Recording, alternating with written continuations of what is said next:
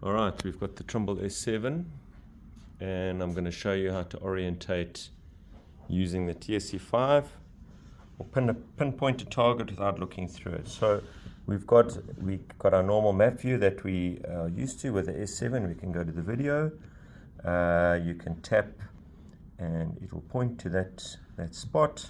As soon as you really want to get onto your target, we can zoom in. We'll zoom in, zoom. It's on the maximum zoom. Then we can go to instrument and you pull up joystick. That comes up. You can slide it up and down, and then you can use these little buttons to adjust it.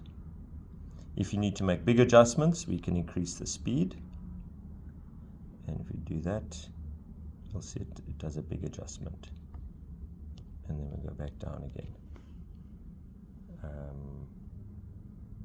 I want to go a little bit up.